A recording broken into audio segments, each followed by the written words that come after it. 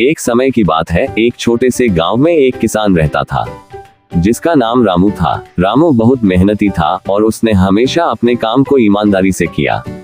वह अपने खेतों में दिन रात मेहनत करता था और अपने परिवार के लिए खुशहाल जीवन की कामना करता था। एक दिन रामू के गांव में एक बड़ा सूखा पड़ गया। सभी किसानों की फसलें बर्बाद हो गईं, लेकिन रामू ने हार नहीं मानी। उसने अपने खेतों में नए बीज बोए और मेहनत से उनकी देखभाल की। कुछ समय बाद रामू के खेतों में फसलें लहराने लगी। वह बहुत खुश था और उसने अपने परिवार के साथ अपनी सफलता का जश्न मनाया। इसी बीच गांव में एक अमीर व्यापारी रहता था जिसका नाम श्याम था। श्याम बहुत लालची था और उसने हमेशा दूसरों को धोखा देने की कोशिश की। वह रामू की सफलता से ईर्ष्या करने लगा और उसने रामू के खेतों को खरीदने की कोशिश की। लेकिन रामू ने श्याम की पेशकश को ठुकरा दिया और कहा, मैं अपने खेतों को नहीं बेचूंगा क्योंकि यह मेरी मेहनत का फल है। श्याम ने रामू को धमकी देना शुरू कर दिया, लेकिन रामू ने हार नहीं मानी। उसने अपने खेतों की देखभाल जारी रखी और अपने परिवार के लिए खुशहाल जीवन की कामना की। कुछ समय बाद श्याम के कारखाने में एक बड़ा हादसा हो गया और वह बर्बाद हो गया।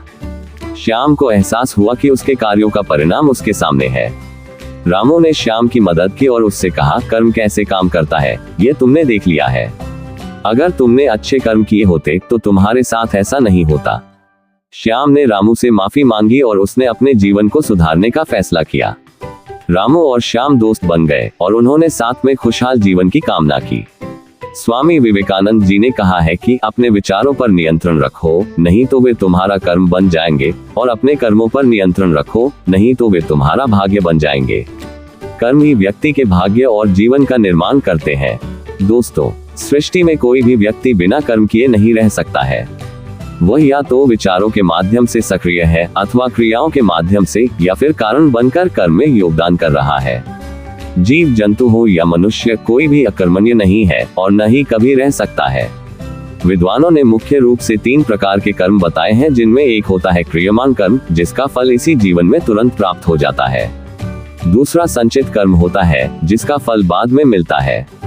तीसरा होता है प्रारब्ध। यदि विपरीत परिस्थितियों में भी लोग सुखी रहकर जीवन व्यतीत कर रहे होते हैं, तो इसका श्रेय उनके संचित कर्म को जाता है। जब रावण अपने जीवन में अत्यधिक शक्तिशाली एवं सुखी था, तब यह उसके संचित कर्म का परिणाम था।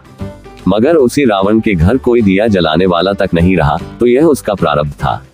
संसार में 3 प्रकार के लोग हैं। एक भाग्यवादी, जो कि मानते हैं कि सब कुछ पहले से ही नियत है, इसलिए पुरुषार्थ करके भी क्या बदल जाएगा।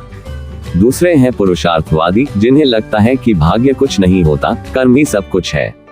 तीसरे होते हैं परमार्थी, जो परमार्थ अर्थात परमात्मा को ही सब कुछ मानते हुए लाभ हानि में सम रहकर जीवन व्यतीत करते हैं। मनीषियों ने तीसरी श्रेणी के लोगों को उत्तम प्रवृत्ति का बताया है। ऐसे व्यक्ति किसी भी परिस्थिति में आनंदमय अर्थात शांत भाव से जीवन यापन करते हैं। वस्तुतः कर्म ही हमारे उत्थान और पतन का कारण है। कर्म ही हमारे जीवन की दिशा और दशा तय करता है। अतः हम सबको सदैव हानि पहुंचाने वाले कर्मों से दूरी रखते हुए अच्छे कर्मों का वरण करना चाहिए। उम्मीद करता हूं कि आपको ये वीडियो अच्छी लगी होगी। वीडियो को लाइक, सब्सक्राइब और शेयर जरूर करें।